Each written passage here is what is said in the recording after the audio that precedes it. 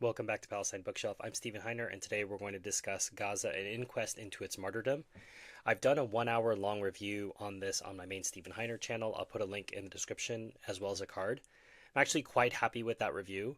And instead, what I'm going to do today is I'm going to read a long excerpt talking about the Mavi Marmara, which was a relief convoy ship that was launched in 2010 from Turkey. And of course, the Israelis can't possibly allow Gaza to receive humanitarian aid. And since there was obviously a recent, in 2025, a boat that was intercepted, it might be helpful for people to realize that's nothing new. And actually, it was far worse the last time that this happened. And I think that probably affected how the Israelis went about things this time. On the 31st of May 2010, a humanitarian flotilla en route to Gaza and carrying 700 passengers came under attack in international waters by Israeli commandos.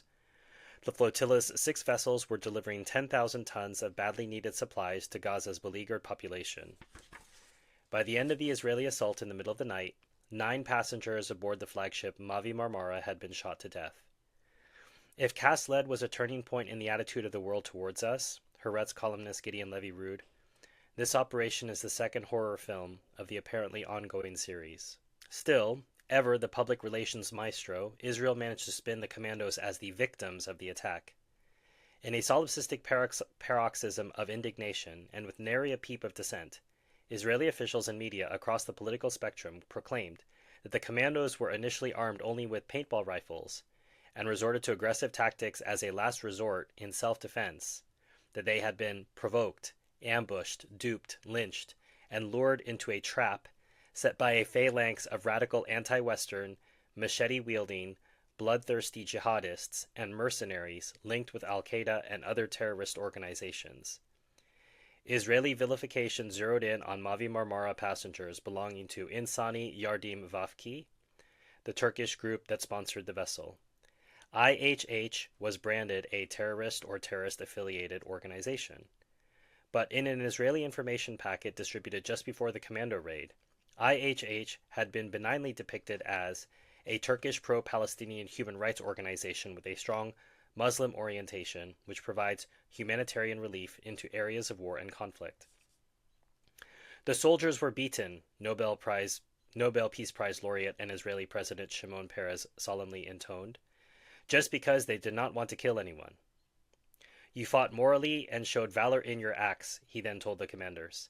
I salute you and admire your courage and restraint, even in the face of danger to your own lives.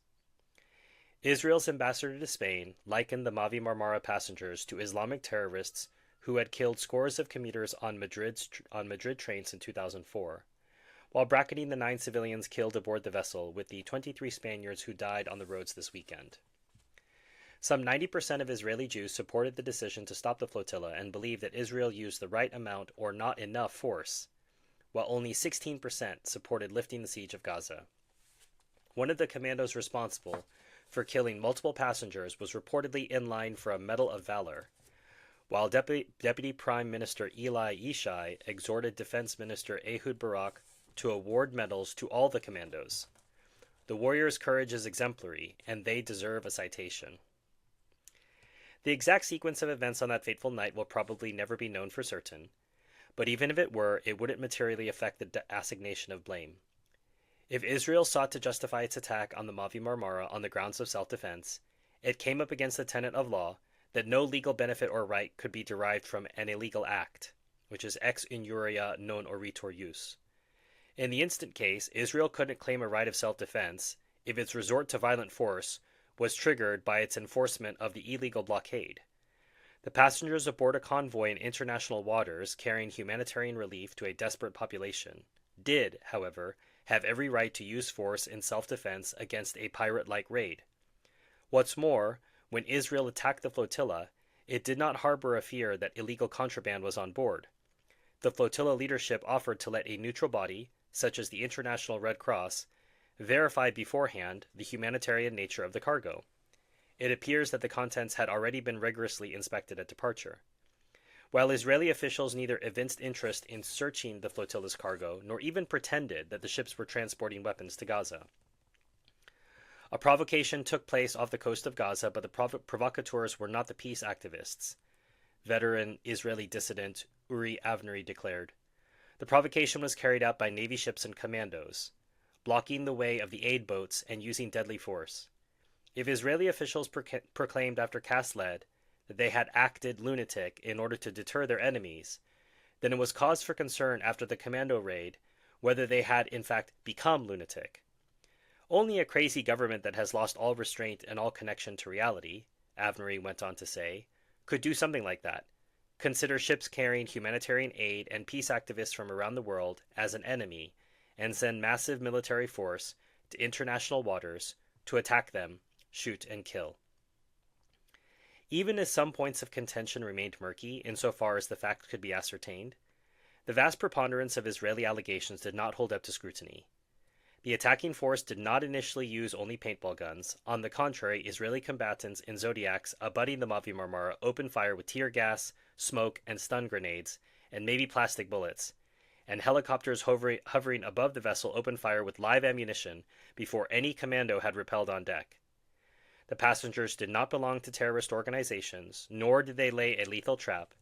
On the contrary, they did not even prepare for injuries, did not possess firearms or discharge captured ones, and did not carry on them monies paid to murder Israelis. The Israeli commandos held by passengers did not endure lynching. On the contrary, they were provided medical care and then escorted for release. The Israeli commandos did not fire with restraint and only in self-defense. On the contrary, they killed the 9 passengers by shooting all but one of them multiple times. 5 were shot in the head, and at least 6 of the 9 were killed in a manner consistent with an extra-legal, arbitrary, and summary execution. The conduct of the Israeli military and other personnel towards the flotilla passengers was not only disproportionate to the occasion, a prestigious UN fact-finding mission concluded, but demonstrated levels of totally unnecessary and incredible violence. It betrayed an unacceptable level of brutality. Shortly after the release of the UN report, however, Prime Minister Netanyahu praised the crucial, essential, important, and legal assault and saluted the Israeli commandos, who acted courageously, morally, and with restraint against those who came to kill you and tried to kill you. There is no one better than you. To be sure, Israeli officials did acknowledge room for operational improvement. When the next flotilla is boarded by the Navy, attack dogs will be the first to board the decks to prevent harm to soldiers. They are strong and merciless. It was unclear whether contingency plans had been put in place should passengers dupe and lynch the canines. Meanwhile, the semi-official Israeli Intelligence and Terrorism Information Center noted, in apparent extenuation of the killings, that as many as 7 of the 9 dead passengers might have sought martyrdom. The last diary entry of one of them, for example, expressed a willingness to die for a noble cause. Before being hung by the British in 1775, American revolutionary Nathan Hale famously regretted having but one life to lose for my country. Gandhi exhorted his followers to actively court martyrdom. It would exhilarate me to hear that a co-worker was shot dead or that another co-worker had had his skull broken. Does a man's preparedness to make the ultimate sacrifice for a greater good justify killing him? If so many Westerners initially swallowed the topsy-turvy Israeli storyline, it was because the Hasbara campaign had been so carefully rehearsed and adeptly executed, while the Western media lapped up the Israeli spin. In an operation reminiscent of the first week or so of Operation Kass-Led, Anthony Lerman observed in the British Guardian, the Israeli PR machine succeeded in getting the major news outlets to focus on its version of events and to use the Israeli authorities' discourse for a crucial 48 hours. The only witnesses able to contest the official Israeli account had been imprisoned, and their photographic evidence confiscated. But the Israeli propaganda offensive eventually began to unravel, and international opinion, including wide swaths of Jewish opinion, swung sharply in the reverse direction. Israel then contended that if some people saw things differently, it traced back to the eternal war against the Jewish people, and the fact that Israeli officialdom had dropped the ball on the PR front. The international community turned hostile, according to the influential Root Institute, because of successful efforts to brand Israel as an occupying and aggressive entity that ignores and undermines human rights and international law. I mean, that's not a branding exercise. That's all true. Israel is an occupying and aggressive entity that ignores and undermines human rights and international law. Whereas the flotillas were branded in the context of resistance to occupation and oppression, the promotion of peace and human rights, a moral response to Gaza's humanitarian crisis, and in the spirit of international law. All true. In other words, if Israel's image had suffered yet another blow, its cause was not the sordid underlying reality, but instead the distorted branding of it. Despite the groundswell of public outrage, the United States lent Israel blind support throughout its latest diplomatic imbroglio. President Barack Obama merely expressed deep regret at the loss of life, while his administration shielded Israel from accountability at international forums. Vice President Joseph Biden defended the commando raid on the grounds that if the flotilla had just unloaded the cargo at an Israeli port, Israel would have been ready, willing, and able to transfer it to Gaza. In a bizarre sequence of non sequiturs, Biden alternately asserted that Israel was blocking passage of supplies, such as building materials, and that the flotilla could have easily brought them in. Biden. Meanwhile, the U.S. representative at an emergency session of the UN Security Council shamelessly denied that Israel had prevented vital goods from reaching Gaza. Mechanisms exist for the transfer of humanitarian assistance to Gaza by member states and groups that want to do so. 87 of the U.S. Senate's 100 members signed a letter to Obama declaring that they fully support Israel's right of self-defense after the Israeli commandos arrived on the Mavi Marmara and were, quote, brutally attacked. They were in international waters and they boarded the ship, and they're still claiming that they have a right to defend themselves. The U.S. House of Representatives followed suit as 338 of its 435 members signed a letter expressing strong support for Israel's right to defend itself after passengers on the ship attacked Israeli soldiers with clubs, metal rods, and iron bars. How did the Israeli soldiers get on the ship? There's just no brain connection. Congressional leaders acting at the behest of Jewish groups moved to officially designate not the perpetrators but the victims of the attack as terrorists, and the sponsors of the humanitarian mission as a terrorist organization. They also sought to bar survivors of the bloodbath entry into the United States on the grounds that they should not be allowed to come and spill their propaganda and hatred and terrorist rhetoric. Since the Palestinians in Gaza elected Hamas, New York Senator Chuck Schumer told a meeting of Orthodox Jews after the attack, it made sense to strangle them economically until they see that's not the way to go. On the other hand, U.S. Secretary of State Hillary Clinton and other Western officials, alongside the UN Security Council as a whole, experienced an epiphany. On the morning after the flotilla horror, they proclaimed that Israel's siege of Gaza was unsustainable and had to be lifted. Still, as the crisis group pointedly observed, international condemnation and calls for an inquiry will come easily, but many who will issue them must acknowledge their own role in the deplorable treatment of Gaza that formed the backdrop to the Israeli raid. Fully 3/4 of the damage and destruction Israel wreaked during Cast Lead had not yet been repaired or rebuilt when the flotilla embarked on its humanitarian mission. Although Israel promised after the flotilla carnage and attendant international outcry to ease restrictions on some goods bound for Gaza, it still banned items necessary to restore Gaza's manufacturing sector and put onerous conditions on the entry of critical building materials.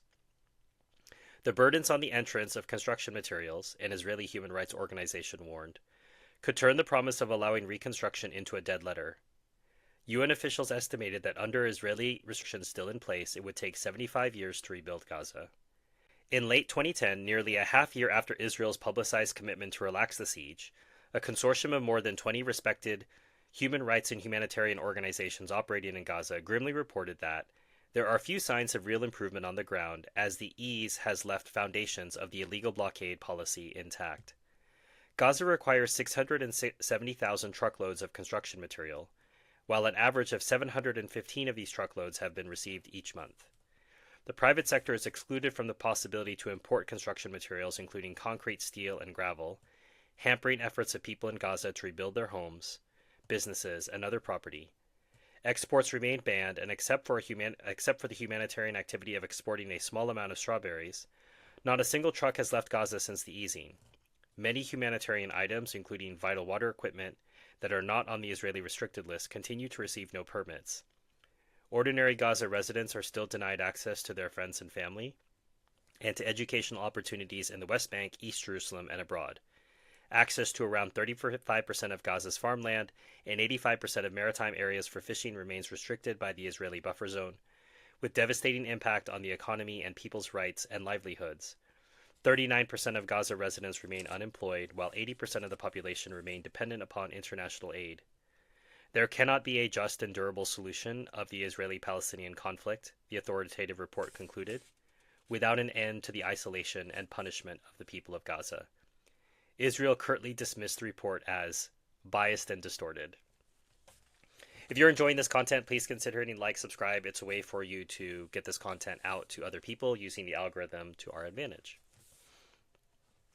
Even if, for argument's sake, Israel's right to block the passage of the flotilla were credited, it still wouldn't explain why, on a supposedly peaceful interception, its commandos chose to board the ship by rappelling from a military helicopter in the dark in international waters. Indeed, Israel elected a modus operandi practically guaranteed to induce panic and mayhem. It could easily have chosen, as Israeli officials conceded, from an array of relatively benign options, such as disabling the propeller, rudder, or engine of the vessel and towing it to the Israeli port at Ashdod, or physically blocking the vessel's passage. Passengers aboard the flotilla anticipated that if we fail to stop, they will probably knock out our propellers or rudders, then tow us somewhere for repair. To go by Israel's own official alibi, a commando raid was a bizarre choice. It purported after the bloodletting that it hadn't foreseen violent resistance. It was expecting mild violence and mostly curses, shoves, and spitting in the face. A sit-down, a linking of arms. Passive resistance, perhaps verbal resistance, or to engage with the passengers in conversation. But if Israel didn't expect a violent reception, why didn't it intercept the Mavi Marmara in broad daylight, with a full complement of journalists in tow, to show the world its peaceful intentions? Why did it disable the vessel's communications beforehand, preventing transmissions to the outside world? Why did it initiate contact by using tear gas, smoke, and stun grenades, and possibly plastic bullets? If it anticipated chit-chatting with passengers, why did it deploy a commando unit trained to kill and not a police unit accustomed to handling civil resistors? To judge by its pre-planning, the reasonable inference is that Israel sought a bloody confrontation, although probably not on the scale that ensued. It couldn't foresee that the commandos would panic at the passengers' determined resistance and then exact several more vengeful murders. What did the commandos expect pro-Palestinian activists to do once they boarded the ships, the British Guardian editorialized? Invite them aboard for a cup of tea with the captain on the bridge? Still, the mystery remains, why did Israel launch a violent assault? In fact, multiple factors converged to make a commando raid the optimal operational plan. Prior to the flotilla attack, Israel had conducted a succession of bungled operations. It suffered a major military setback in 2006 when it invaded Lebanon and tangled with Hezbollah. It undertook to restore its deterrence capacity in 2008 to 2009 when it invaded Gaza. Yet the attack evoked not awe at Israel's martial prowess, but outrage at its lethal cowardice. It dispatched in 2010 a commando team to assassinate a Hamas leader in Dubai, but even as it accomplished its mission, the unit ended up seeding a diplomatic storm on account of its amateurish execution. Israel was desperate to restore the IDF's daring-do image of bygone years. What better way than an Entebbe-like commando raid? The decision to launch the assault on the Mavi Marmara was taken jointly by Prime Minister Netanyahu and Defense Minister Barak. Both had belonged to a commando unit in their youth. Barak was Netanyahu's commander and mentor in the unit. A commando raid in 1973 made Barak's reputation, while Netanyahu basked in the reflected glory of his brother Jonathan, who was the only Israeli casualty on the Entebbe raid. Their intersecting personal histories primed Barak and Netanyahu to opt for a violent commando assault, in order to burnish the IDF's, and not incidentally, their own reputation. The both of them were dyed-in-the-wool creatures of military operations, a Haaretz columnist noted after the flotilla raid, steeped in the instant heroism mentality and the commando spirit, in which a military force shows up at the height of a crisis like a deus ex machina, and in a single stroke slices through the Gordian knot. And couldn't a commando operation redeem the ever-elusive promise of political salvation? Although decades have passed since the moral high of such operations was injected into our veins, our leaders have never stopped trying to recreate it, to atone for their ineffectiveness as statesmen. The greater the number of successive failed missions, the greater the longing for the next redemptive mission that will heal the trauma and the bad trip of its predecessor. They are the responses of addicts who are repeatedly denied their fix. The perfect IDF operation, or the decisive war, which will untangle all complexities and will put to rest all doubts, and any need for statesmanship. Unsurprisingly, of the 6 ships in the flotilla, Israel targeted the Mavi Marmara for special treatment. Some 2/3 of its 600 passengers were Turkish citizens. The vessel's core group was alleged to be a front for a radical Islamist organization, probably with links to the ruling party in Turkey, which made it a yet more tempting target. In recent times, Turkish Prime Minister Recep Tayyip Erdogan had become increasingly determined to carve out an independent foreign policy and had been outspoken in his criticism of Israel. A diplomatic tit-for-tat ensued. Erdogan publicly dressed down President Perez at the World Economic Forum right after Kass led. "When it comes to killing, you know well how to kill." Deputy Foreign Minister Ayalon publicly humiliated the Turkish ambassador in early 2010 by refusing to shake his hand in front of Israeli television cameras and seating him in a sofa over which the Israeli minister towered. Erdogan then seized the initiative, in concert with Brazil, to resolve diplomatically the impasse with Iran over its nuclear program. Israel bridled at the Turkish démarche, as it was hell-bent on a military solution. Just days before the flotilla attack, Netanyahu would later recall, Turkey had strengthened its identification and cooperation with Iran. When Ankara ignored Tel Aviv's counsel to preempt the Mavi Marmara, it was the last straw. The Turkish government did, however, actively discourage IHH from undertaking the mission. It was long past time to cut the Turkish upstart down to size, and a sleek, if sanguinary, commando raid was just the reminder Erdogan needed of who was in charge in that corner of the world. If Israel eschewed less violent options to halt the flotilla, an Israeli strategic analyst elucidated, it was because it needed to tell the Islamizing Turkey no more. The forces of the Ottoman Empire, who aspire to again rule the Middle East as they did almost 500 years ago, will be stopped at Gaza's shores. The rift that opened up with Israel's historic ally appeared to belie such speculation. Why would it risk such a steep diplomatic price? But Israel had grown accustomed to Arab Muslim leaders meekly absorbing its humiliating blows. If Israel commandos had killed 9 Egyptians on a humanitarian convoy, Egyptian President Hosni Mubarak would almost certainly have turned a blind eye. Even Syrian President Bashar al-Assad stayed mute after an Israeli air assault in 2007 destroyed an alleged Syrian nuclear reactor. I am certain the Turkish reaction took the Zionist leaders by surprise, Hezbollah Secretary General Syed Hassan Nasrallah shrewdly observed. The commando raid was additionally designed to stem the rising tide of humanitarian vessels destined for Gaza. Israel initially allowed ships carrying supplies to quietly pass through the blockade, hoping that the spirits of the organizers would peter out as public interest flagged. While the organizers persisted, the Israeli Navy rammed and intercepted vessels en route to Gaza, but more ships kept coming. After Israel blocked a humanitarian vessel from reaching Gaza in 2009, a British-led delegation worried out loud to U.S. embassy officials in Beirut that the Israeli government would not be as lenient in the future should similar incidents occur. If the assault on the flotilla couldn't have shocked those inside the diplomatic loop, it didn't shock seasoned observers of the Israeli scene either. The violent interception of civilian vessels carrying humanitarian aid, Israeli novelist Amos Oz reflected, was the rank product of the Israeli mantra that what can't be done by force can be done with even greater force. To fortify its claim that the commandos' violence was spontaneous, Israel gestured to the fact that it had merely expected resistance like we encounter in Berlin. But Israel had often resorted to deliberate lethal force in order to suppress such civil resistance. What happened aboard the Mavi Marmara, a Haaretz columnist observed, was very similar to what Israel has been doing every week for the past 4 years in Berlin, injuring and killing unarmed civilian protesters who are demanding their basic rights. The assault on the Mavi Marmara turned into yet another bungled operation as the once vaunted IDF seemed increasingly to resemble the gang that cannot shoot straight. The mishandling of this latest military operation could not be swept under the rug. Although Israeli Hasbara desperately spun the raid as an operational success, and the commandos as untarnished heroes, few were taken in. The pundit class deplored this disgraceful fiasco and national humiliation in which deterrence took a bad blow.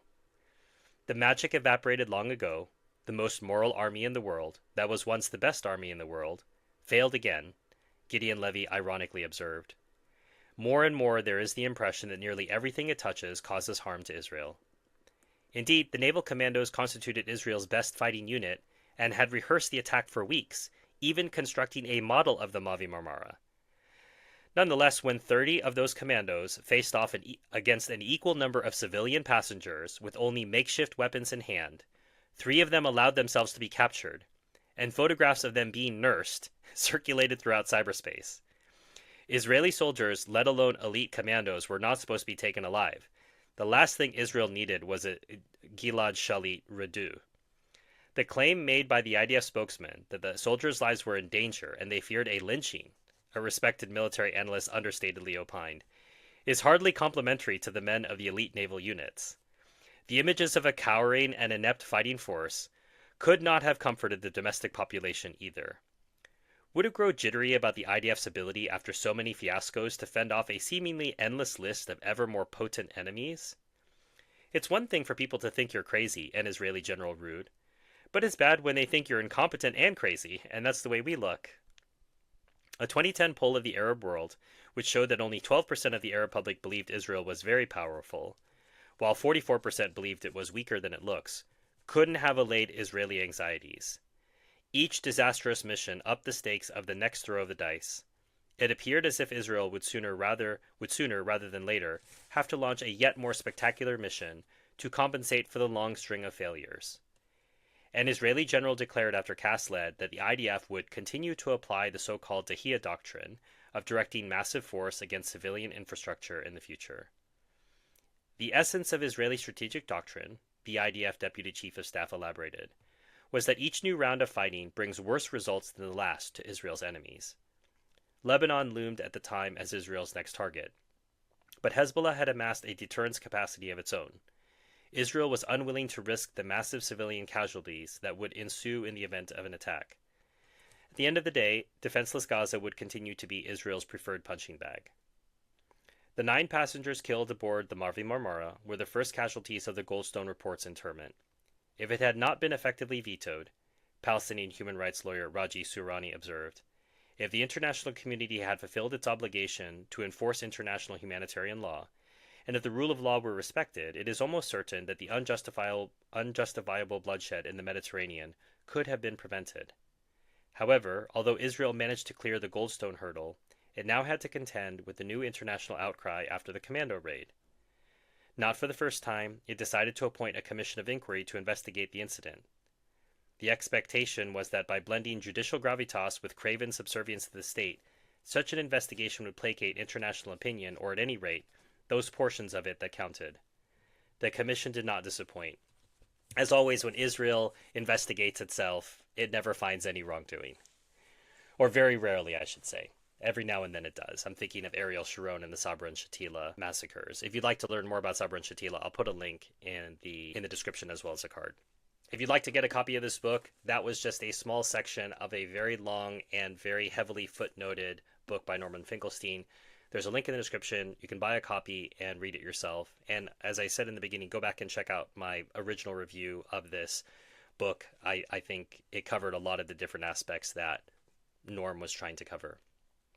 That's one of the ways you can support this channel. You can also support the channel for free by hitting like, subscribe, sharing this with people who might be interested in hearing more about the Mavi Marmara, one of the flotilla attempts that have been made over the years to get to Gaza and deliver humanitarian aid when it's being blocked by Israel. If you'd like to thank me for this presentation, you can use PayPal or buy me a coffee. They're linked below. Below that, there's Patreon and YouTube membership. That's to support me on an ongoing basis. You'll get early access to videos like this one. You'll have a chance to chat with me behind the scenes. And you'll also be able to get videos that I don't upload to the general public that are just for my members and patrons. If you'd like to nominate a book for the future, my Amazon wish list is linked. You can go to that wish list. You'll see all sorts of books from my main Stephen Heiner channel. Obviously, books about Palestine are for this channel. Buy a copy of a book, send it to me, and I will do my best to review it in a timely manner. As we move towards monetization for the channel, keep in mind that when we do get monetized, 100% of our profits are going to go towards the Palestine Children's Relief Fund. They're a medical charity that helps Palestinian children get medical care who could not otherwise get it.